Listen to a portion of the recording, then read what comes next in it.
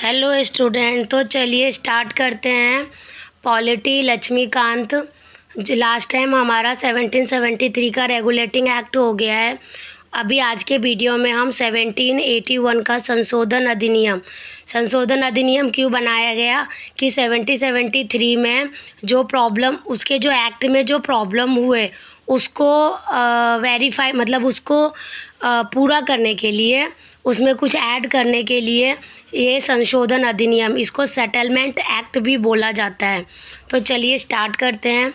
Regulating act of 1773 की खामियों को ठीक करने के लिए ब्रिटिश संसद ने अमेंडिंग एक्ट ऑफ 1781 पारित किया, जिसे बंदोबस्त कानून यानी कि एक्ट ऑफ सेटलमेंट के नाम से भी जाना जाता है। तो ये पूरा पैराग्राफ बहुत ही इम्पोर्टेंट है।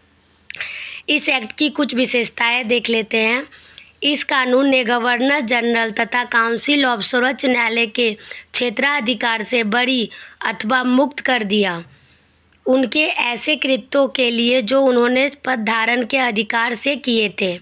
उसी प्रकार कंपनी के सेवकों को भी उनकी कार्य करने के दौरान की गई कार्रवाइयों के लिए सर्वोच्च न्यायालय के क्षेत्राधिकार से मुक्त कर दिया गया। मतलब क्या था कि इस कानून ने क्या किया कि यदि वहाँ का जो गवर्नर जनरल था, यदि वो कुछ अपराध करता है तो उसका सर्वोच्च न्यायालय उसका न्याय नहीं करेगा, उसको उससे हटा दिया गया। या कंपनी का कोई सेवक है, यदि वो कुछ गलती करता है, कुछ अपराध करता है, तो उसको भी सर्वोच्च न्यायालय उसको भी दंडित नहीं करेगा। इस कानून में राजस्व संबंधी मामलों तथा राजस्व वसूली से जुड़े मामलों को भी सर्वोच्च न्यायालय के क्षेत्राधिकार से बाहर कर दिया। मतलब कि बोला जाए तो इसमें क्या था कि यदि कंपनी का कोई भी कर्मचारी या कंपनी का कोई भी आदमी कुछ गलत काम करता है तो उसको सर्वोच्च न्यायालय के अंडर नहीं आएगा। इस कानून द्वारा कलकत्ता के सभी निवासियों को सर्वोच्च न्यायालय के अधिकार क्षेत्र के अंतर्गत कर दिया गया। मतलब कि अपने एम्प्लॉयों को उससे अलग कर दिया गया, बट जो वहाँ के निवासी थे उनको सर्वोच्च न्यायालय के अधीन कर दिया। इसमें यह भी व्यवस्था बनाई गई कि न्यायालय हिंदुओं के निजी कानूनों के हिसाब से हिंदुओं का तथा मुसलमानों के निजी कानूनों के हिसाब से मुसलमानों के वाद या मामले तय करे।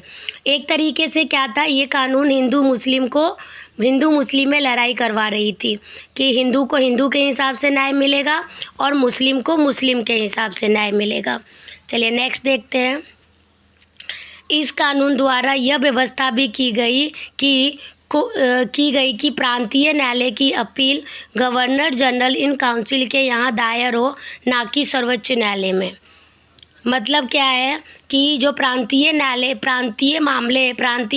की अपील जो है, जैसे किसी गांव का या किसी प्रांत का, उसका जो अपील है वो कहाँ पे जाएगा, गवर्नर जनरल के अधीन कर दिया गया और ना कि सर्वोच्च न्यायालय के अधीन। इस कानून में गवर्नर जनरल काउंसिल को प्रांतीय न्यायालय एवं काउंसिल कोर्ट्स के लिए नियम विनय बनाने के लिए अधिकृत कर दिया गया। ठीक है, तो एक तरीके से बोला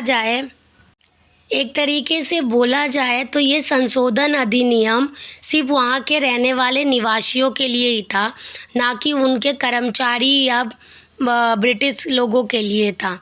तो इसलिए क्योंकि सर्वोच्च न्यायालय जो न्याय करते हैं उनके अंडर में सिर्फ कलकत्ता के निवासी ही रह गए, बाकी सब उनसे अलग हो गए, बाकी सब का न्याय वो लोग खुद करते थे। इसलिए जो सेटलमेंट एक्ट था उसमें बहुत सारे चेंजेस हुए हैं, इसलिए ये 1781 का संशोधन अधिनियम भी बहुत ही इम्पोर्टेंट पॉइंट है।